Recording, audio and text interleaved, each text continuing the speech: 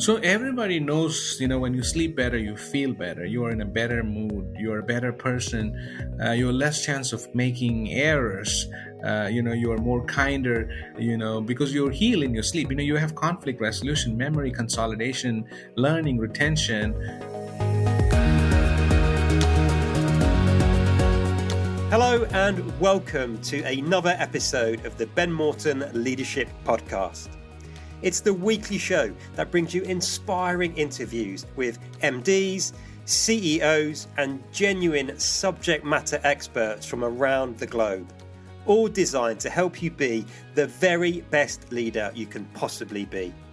It's my gift to you, and it's absolutely free. Today's episode is a Thought Leader episode featuring Dr. Bijoy John. And in today's episode, we are exploring a topic that is very close to my own heart, which is sleep and the importance of getting a good night's sleep. Dr. John is a board-certified sleep physician and the founder of the Sleep Center of Greater Pittsburgh. He's also the author of a new book, Nobody's Sleeping. More specifically, though, in this episode, you will learn how to overcome some of the factors that contribute to poor sleep, such as stress and technology, for example. We look at the consequences of sacrificing sleep, both in the short and long term, whether it's worth using wearable tech to track and measure your sleep, and perhaps most significantly, Dr. John's 7 proven strategies for getting a better night's sleep.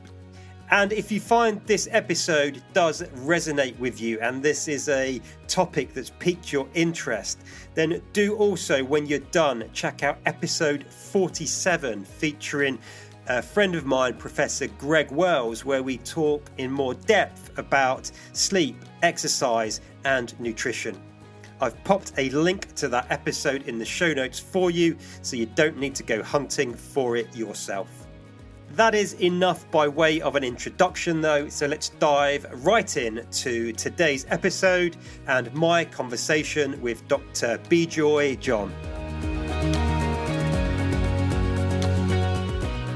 Bijoy, a very warm welcome to the show. It's great to have you with us today, and I'm really looking forward to this conversation because sleep is something I'm incredibly passionate about. So let's dive straight in with one of the big fundamental questions. What is sleep? Great question. I think nature has given this opportunity for us to rest. We are a supercharged computer, big processes going on, but it needs its own time to recharge. I think if it was not there, it would not have happened to us, right? So the moment we wake up, we begin to feel sleepy and it builds up, and there's the yin and the yang. At nighttime, you feel sleepy, daytime, you're awake. That's a beautiful, simple yet most complicated biorhythm that happens, and sleep is the superpower. We would not have had this within ourselves if it was not meant to serve the right purpose of healing, growing, learning, and resting and recharging. So your new book, I believe the title is Why No One's Sleeping, is that right? Nobody's sleeping. Nobody's sleeping. Sorry, I do apologize. So linked to that, just then you was talking about this wonderful yin and yang. As the sun starts going down, we feel sleepy, and as the sun rises, we should feel awake. But that's not the reality for so many of us right now, is it? So what's going on? What's getting in the way, and what's changed? I really believe the hustle culture has met its match in sleep, right? We hustle our way into everything, but sleep is ancient. It's an art. You can't hustle your way. You can't data mine your way. We all need data. We all are hustling and doing everything we can to better ourselves. But unfortunately, sleep is not that way. It's just the just the opposite of the hustle culture. I think it's an art, but we're in the process of trying to better ourselves. we have lost that art, and we have many things that are bothering us. I'm sure everybody knows the use of the cell phones, the pandemic, the workload, the stress, the geopolitical climate we live in. All those play into sleep, and unfortunately, we compromise the most important basic human function to achieve those things. Sleep is the foundation. January comes, everybody makes a resolution for fitness and weight, but sleep is the foundation. On those, the other things are built, but unfortunately we compromise the most powerful function we have. Yeah, it's funny you say that. I don't think I've ever heard anybody talk to me about a New Year's resolution to get more sleep or go to bed earlier, do they? It is fascinating how it is one of the most fundamental. Is it a human need? But at the same time, it is one that we compromise so much and don't prioritize, isn't it? It's something. It definitely has gone wrong somewhere along the way, hasn't it? Correct. We pay a price. For example, all of us have found our new best friend, which is our cell phones or these devices, and we want to be connected. We want to be heard. We want to know. We want to communicate. But what are we doing? Where does that extra time comes from? You have to come to work. You have to take care of your children. And maybe you have time to work, but we compromise on sleep. We need about 7 to 8 hours to sleep, but then the extra hours that we are finding to be on our the curiosity of empowering ourselves, we compromise on it. So that's what's gone wrong. Yeah, and you said 7 to 8 hours there. Is that still the optimal number for most adults? Is that right? Correct. So teens need 8 to 10. Preschool children need more, and then of course babies need more. But in a general rule, 7 to 8 hours is a good number, because we have many cycles and stages in our sleep.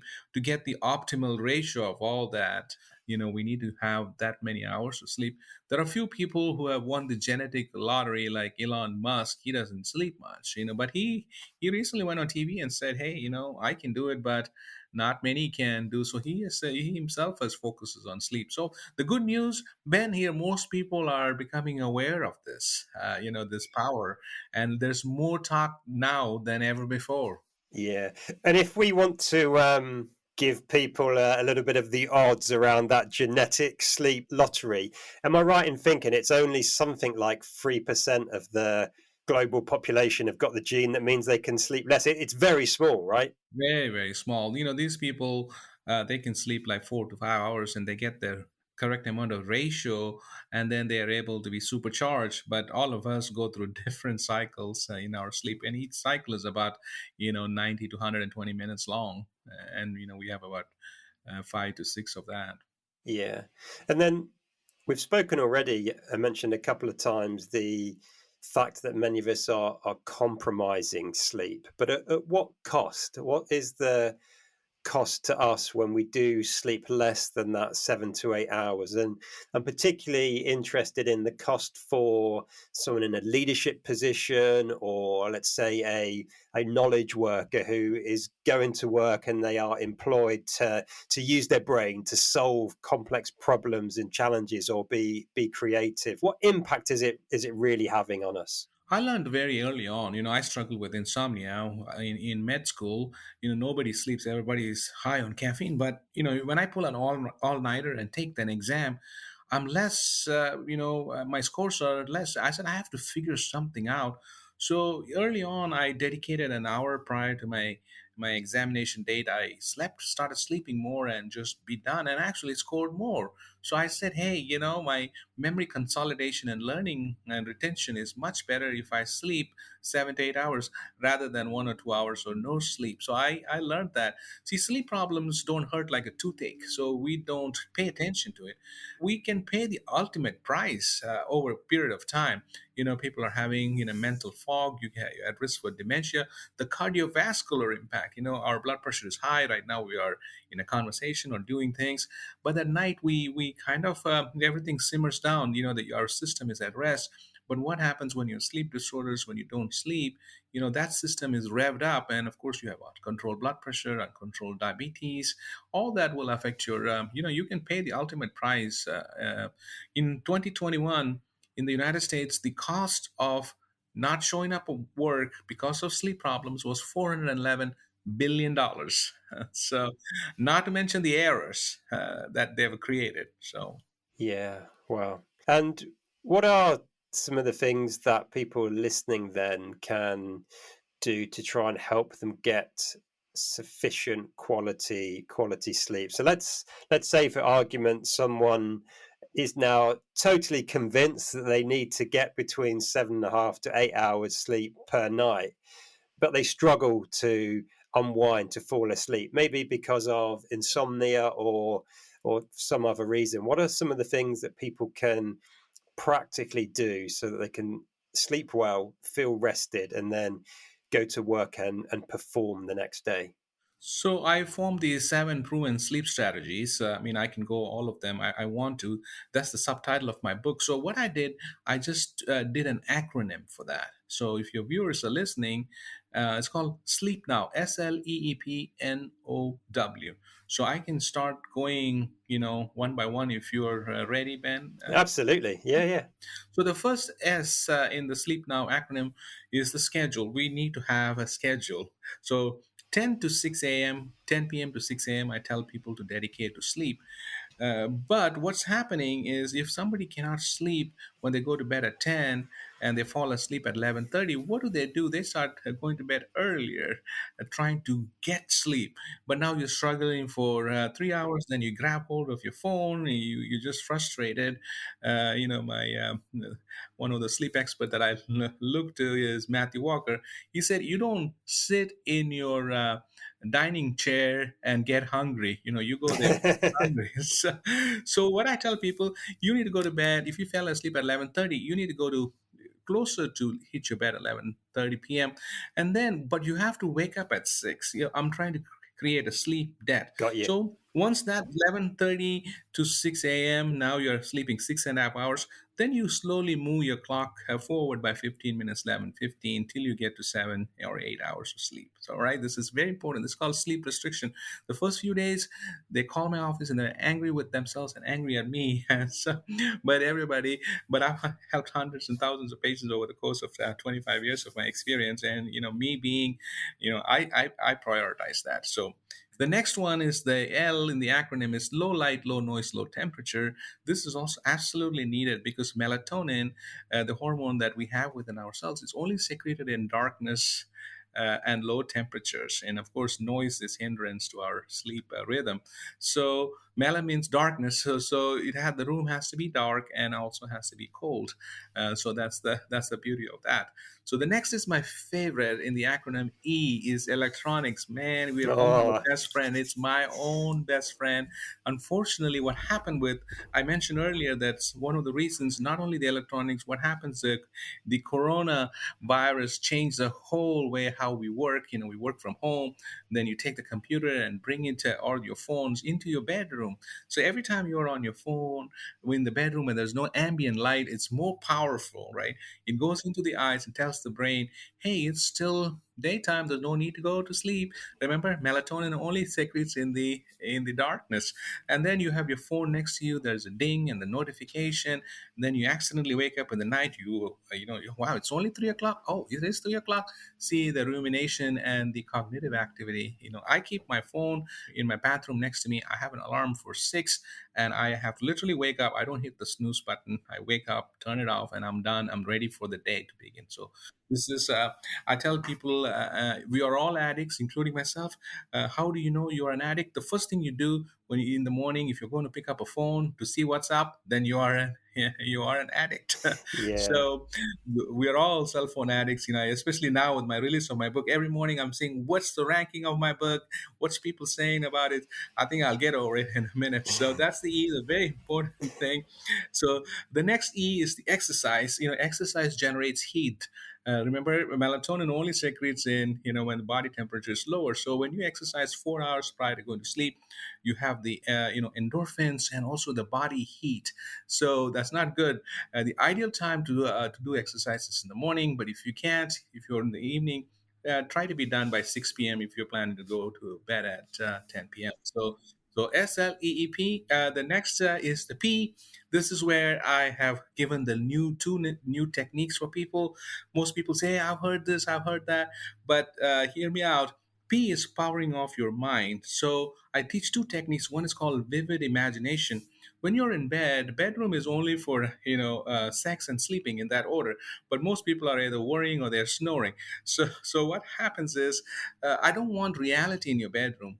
I want you to think about the show that you saw, or a cricket match. What's going to happen tomorrow? You just become the director or the player or whatever in that program, and then you don't want to bring anything to bedroom. I've been doing this for 30 years. It works great. I'm probably the first guy to promote this as a technique to sleep. It works great. And then the next is yogic sleep. I tell everybody to lay down with your palms up and then look at the ceiling and start focusing from your scalp down to your chest muscles, the face muscles, and all the way down. So you're relaxing. This is the muscle relaxation technique of cognitive behavior of insomnia. But remember, you can only calm your mind by calming your body. Remember, I told not to exercise. Remember, I told not to have anybody the phone next to you. So you have to Yeah, have this sequence of events. It's an art. We want sleep to be an on and off switch, but it only works as a dimmer. yeah. All right. The next is NO, no to worries. We all worry. I worry. We have to. Probably you don't worry much, Ben. I'm just teasing. So I tell people, No. I tell people to worry between 6 p.m. and 8 p.m. Dedicated worrying time. Right. That's the time. I'm preparing for the show. I made sure I had your link yesterday. I'm done at 8 p.m. I'm preparing for my 10. So worry outside the bedroom. I always tell people, when you're entering your bedroom, it's like the airport security scanner. You're going into your bedroom with your phone, beep. You're going in Love that. into your bedroom with your worries, beep. You're worrying, going there with the tight, belts, and you want to have comfortable clothes, beep. So I'm just saying that should be your marker. Hey, where am I? It's a lot in my mind. You go outside, and resolve that and come back in. So the last is win. W in the acronym is win by losing. We win in the hustle culture, but unfortunately, sleep, you have to lose yourself. Keep your routine simple. So this is the exact 7 strategies. I even have a sleep now course on my website. So SLEEPNOW. Have helped myself, my family, hundreds and thousands of patients over my years. I perfected. It's taken me 25 years to do this, and so I just want to share it with the world to answer the question. Yeah, so there's so many questions I want to dive in and ask you. To the L, it was low temperature, low light, low noise.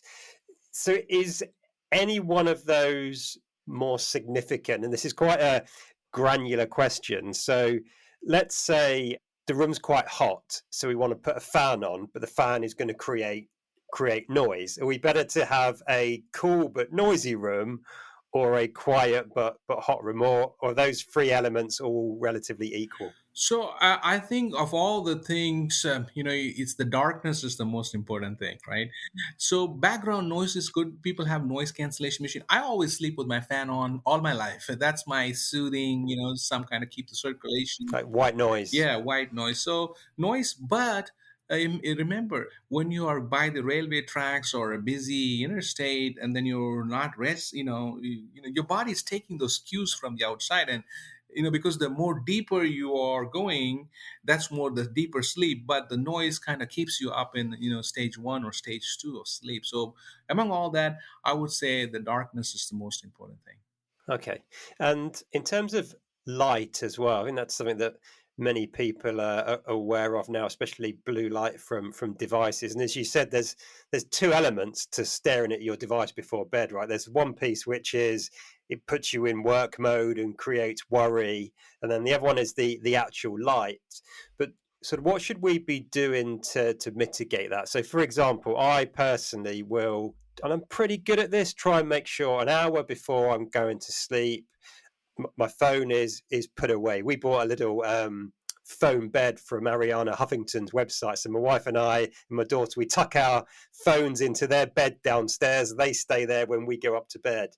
But after I put my phone away, I might still, or I normally do, sit on the sofa and watch a show on TV before we head up to bed. So is that okay? Or is even light from a TV bad for us? 25 or 20 years ago, I used to say TV is not good for you before bed. See the between the two, I like your idea. I did the same with my kids. We all had a basket where we have a charger and put it all in there. So the parents Hmm. have to do. Children are going to follow what the parents are doing, right? Yeah. Here we are trying to practice with what we preach. But the difference here, and also make sure your TV is not in your bedroom. So when you watch TV, there's ambient light, and it's far, it's not close, and you sometimes see things you really want to see, like comedy show. It puts you in a different mode. Hmm. But the cell phone, bad things come.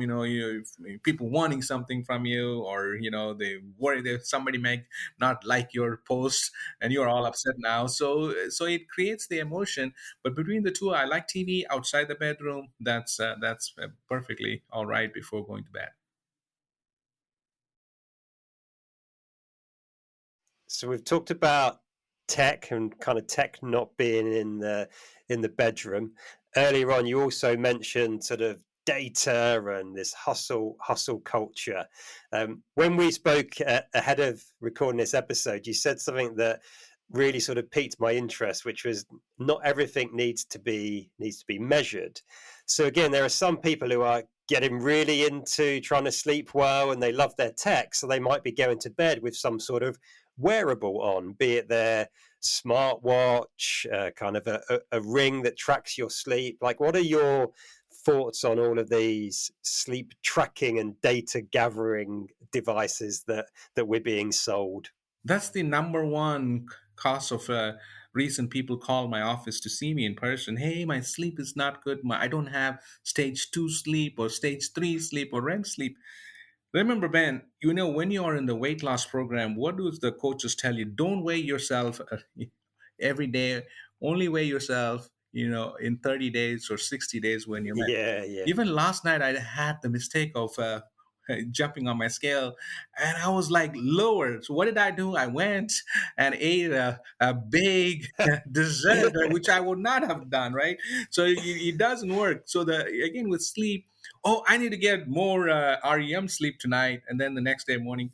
But there's fundamentally something wrong with these variables, because you quantify sleep with your brain waves. Yeah. So this one gets the movement, so it's not accurate. So it's a rough. So where is the compromise? Always we have to find a compromise. I tell people to get a baseline and then do something about it, and then same watch, same company, everything is in a different, and then after you implement that, try to see it, right? So every day looking at it is not going to change.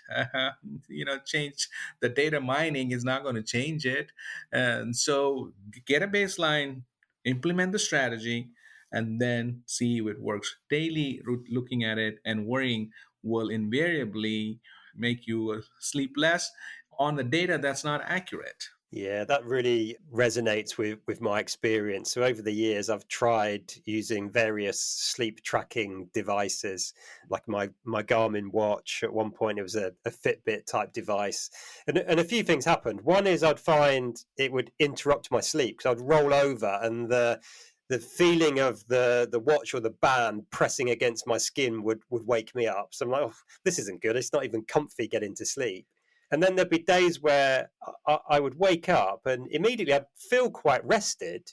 And I'd look at the data and it would tell me, to your point, like I didn't get that much REM sleep or deep sleep. And then I'd talk myself out of feeling rested because I go, well, the data says I didn't sleep well, so I couldn't have. And then again, to your point, you go to sleep that night kind of worrying about it. So in the end, I did do exactly what you've recommended, actually. I put in place some strategies, then ditched all the devices and stopped measuring it, because I think we can generally just tell intuitively, right, by how we feel, how well we've slept, which is good enough for most of us, I think.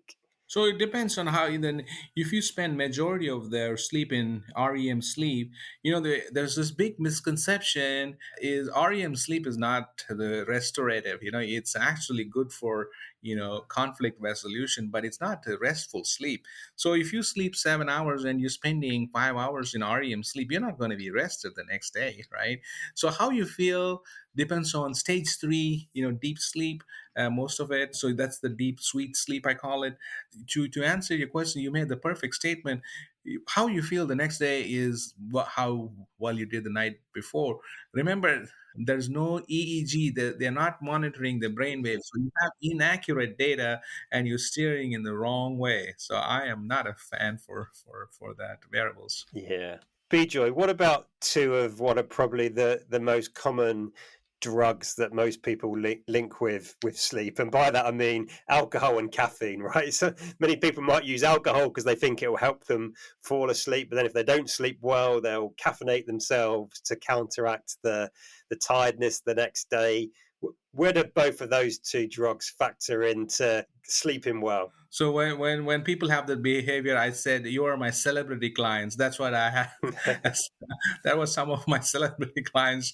They want something to go to sleep, something to wake up, to be energetic. So see, with the moment we wake up, there's a chemical called adenosine. That's what builds up, puts you to sleep, and caffeine is anti, adenosine, right? Okay. So that's how the mechanism of action is. So caffeine lasts for about 4 to 6 hours, but in vulnerable people, it can last up to 12 hours. So it can, and also caffeine is also a diuretic. Same thing with tea. People say sleepy time tea. Well, it is a diuretic. So I've altered people's favorite habit. So if you're drinking caffeine to stay awake, then you have a sleep debt or a sleep problem, right? If you're taking caffeine or tea just as enjoyment, then you're enjoying. Caffeine. There's a lot of benefits of caffeine and tea. So I'm a fan of one cup of coffee or one sip of tea. So that's very good. Alcohol on the same thing. It anesthetizes the brain, right? So it's not sleep. It's just drowning your brain. Yeah, and then what happens? Alcohol metabolizes into acetaldehyde, and then you wake up. And also, alcohol is a diuretic, so you are dehydrated, and this chemical buildup in your body, the end product of alcohol metabolism. Now you are in a hangover. Now you wonder why you're hangover. So some people do take alcohol to go to sleep, unfortunately, because you have that. Then they don't have restful sleep. It messes up with your sleep pattern and also wakes you up. So I do not recommend either alcohol to go to bed or caffeine to stay stay awake. Yeah. And just on the diuretic piece there, I think that's probably a term that most people have heard about. And my understanding of a diuretic is something that will dehydrate you. But what's the specific linkage between diuretics and sleep then? So when your bladder is full, you have to use the restroom. So you're waking up. Okay. Right. So that's why you try not to drink a lot of fluids. So the diuretic wakes you up. So because you have to wake up, already you are a poor sleeper, and then God forbid you're going to look at the clock or the phone. Hey, what's going on, Joe? Hey, what's going on? So you see what I'm saying. Your chances to mess up your sleep, don't give that a chance by avoiding all these things closer to bedtime. Yeah, okay, that makes sense, and probably most people can relate to that, right? Where we've had those moments where you're lying in bed and you really need to get up to use the bathroom, but you're all cozy in bed, so you think, oh, I'll be all right, I'll just fall back to sleep, and then you lie there probably for 40 minutes in discomfort, not quite sleeping, and it gets worse and worse and worse, right? So when you decide just use the restroom, I call people to keep the sleep shape, keep the shape, come back to bed. We all wake up, and then, but then don't give that. I call it don't peer out of your shape. Then looking elsewhere, looking at the clock. Don't do all that. Yeah, and I think that's another really important reason why keeping the phones away from the bedroom or bathroom is really key, right? Because to your point around many of us, I was going to say all, but that's not fair. Many of us being addicted to our phone, like the attraction and draw that they have is huge, right? So if you do wake up in the night, you need to use the bathroom. For so many people, like they just can't resist that temptation to, oh, as soon as I'm awake, I'll just check Instagram or whatever, and then boom, you're all fired up and struggling to get back to sleep. Absolutely. So you're trying to eliminate the process. It's not easy to go from 60 to zero. You have to go down. So that's why you're giving your chance. First I gave the chance not having anything. Calm your body, then calm your mind. But if your mind is constantly, it's already. I tell people. I describe insomniacs as somebody who had 3 4 cups of caffeine. There's a little fire in them that they're not able to turn off, and even a little bit of flame lights it up, meaning any external distraction. So you are trying to avoid as many of those distractions as possible. Yeah, that makes sense. And Bijoy, what are some of the things related to sleep that you think people still aren't talking about? I do think, and if you excuse the pun, there's a bit of a waking up to the importance of sleep in recent years, and people are starting to talk about it a little more and understand it. And I think the hustle culture of work, work, work is now starting to get a fairly strong counter argument. But what do you think from your experience are some of the things that people still aren't talking about or perhaps realizing in relation to sleep? So everybody knows, when you sleep better, you feel better. You are in a better mood. You are a better person. You have less chance of making errors. You are more kinder. Because you're healed in your sleep. You have conflict resolution, memory consolidation, learning, retention, and all that. Even the title of my book, "Nobody's Sleeping," came in the morning I woke up. It was like, wow. So a lot of good things. Of course, not to talk about dreaming. It's so spiritual. How can you not dream when you don't sleep well? So the good news is everybody's talking about it, and my hope, in this message that I'm trying to give is start here. Let there be, like a triangle, diet, exercise, and sleep. Let's focus. But if you look at, most popular athletes, and they know what sleep is. They all focus on it, right? The CEOs and more, people in key positions, they have to struggle to get there. Once they reach there, they're turning everybody off. I see a lot of celebrities now giving off their phones. I turn off my phone at 7 p.m. every night. I'm hard at it from 7 a.m. to 7 p.m., but I turn it off. I'm done. Yeah, so I don't fully turn it off, but mine is automatically set to go on to sort of do not disturb mode from 9 p.m. till 7 a.m. And the only way it will ring is for people who are saved as favorites in my contacts. So if there's an issue with a family member, they can get hold of me. I've done that for years, which is really powerful actually, because I just know it's not going to ping or ring, and it just will not disturb me and pop me back into work mode when I'm trying to relax. Yes. So like I said, it's a superpower we have, and our brains are like a supercomputer. It needs some time off, otherwise the battery is going to run out. Hmm. So people say I'm going to sleep when I die. I tell people, hey, if you're on that path, you might really happen. You're wilting away. I can spot an insomniac from far away. The skin's not good.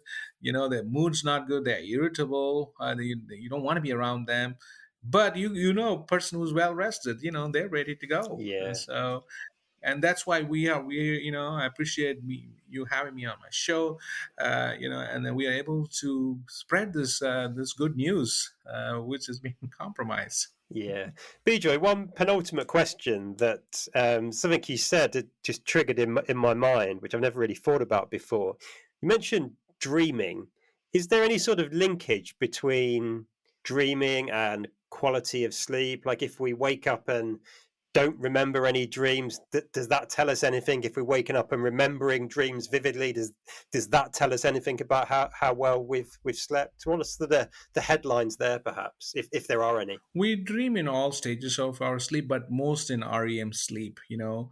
That's when the dreams are the subconscious. I don't like my boss. You create that subconscious thought, and then you have some resolution in your sleep. I have a few a percentage of patients who act out their dreams.